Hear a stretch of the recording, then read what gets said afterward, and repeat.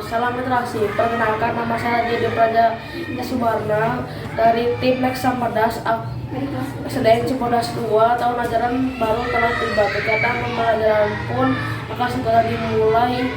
Namun sebelum memulai pelajaran, seperti biasa di setiap sekolah akan melaksanakan kegiatan MPLS lebih dahulu, seperti apa persiapan dan pelaksanaan kegiatan MPLS di SDN Cibodas 2. Kali ini kita akan melakukan sedikit wawancara kepada guru kelas 1 SDN Cibodas 2 mengenai kegiatan MPLS tahun ini.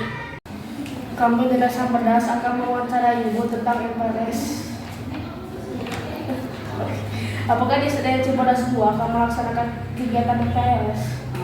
Tentu saja sesuai dengan anjuran pemerintah ya, di SDN Cibodas 2 ini juga melaksanakan kegiatan MPLS di awal tahun pembelajaran ini. Apa yang dimaksud dengan MPLS di lingkungan sekolah? Nah, MPLS sendiri itu singkatan ya, MPLS itu singkatan dari masa pengenalan lingkungan sekolah.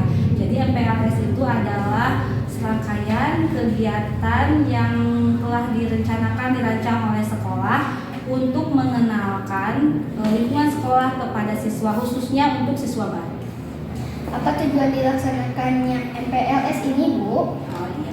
Tujuannya itu ya untuk membantu siswa untuk mengenal lingkungan sekolah, khususnya kan SDN Cibodas 2 ini ya, untuk siswa baru, juga agar mereka terbiasa dengan jadwal-jadwal, dengan kegiatan-kegiatan yang ada di SDN Cibodas 2 untuk siswa baru tadi, dan juga untuk mengenalkan, tentunya untuk mengenalkan guru dan staf-staf yang ada di SDN Cibodas 2.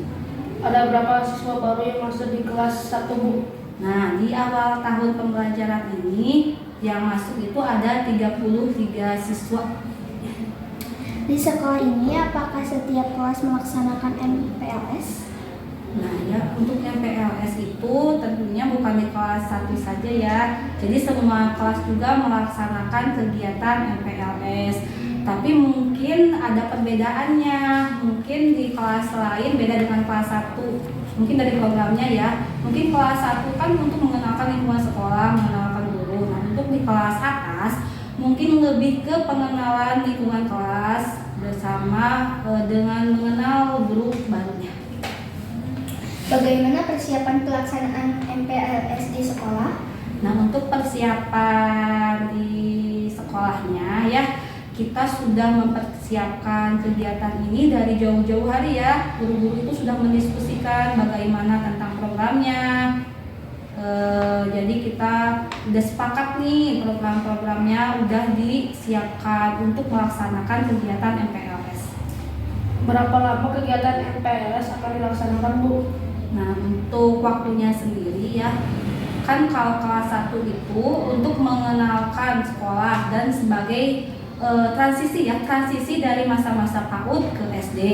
Jadi kalau anjuran pemerintah kan harusnya 2 minggu ya, tapi efektifnya Ibu mah melaksanakan selama 12 hari saja kurang lebih. Selama 12 hari. Apa saja kegiatan yang dilakukan selama kegiatan MPLS? Ya, untuk kegiatannya cukup banyak ya. Selain untuk mengenalkan guru, juga Ibu di kelas ada kegiatan pengenalan guru, lalu Ibu melaksanakan asesmen diagnostik. Udah gitu memperkenalkan kepada anak tata tertib di sekolah. Ada juga kita membuat kesepakatan kelas.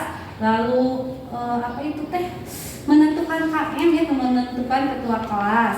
Udah gitu pasti mengenalkan lingkungan sekolah ya. Ibu memperkenalkan lingkungan sekolah, kelas-kelas, juga memperkenalkan fasilitas-fasilitas yang ada di sekolah. Apakah kegiatan MPLS selalu dilakukan di dalam kelas? Nah, untuk kegiatan MPLS sendiri tidak selalu dalam kelas ya. Bosan ya nanti anak-anak kalau dalam kelas mulu. Jadi Ibu kadang di luar kelas, Ibu bermain games ya sama anak-anak. Juga berkeliling sama anak-anak, mengenal lingkungan kelas, mengenalkan kepada anak itu fasilitas-fasilitas yang ada di SDN Cibodas 2 kepada anak-anak. Jadi anak-anak itu berkeliling. Apa tantangan yang dihadapi dalam pelaksanaan MPLS?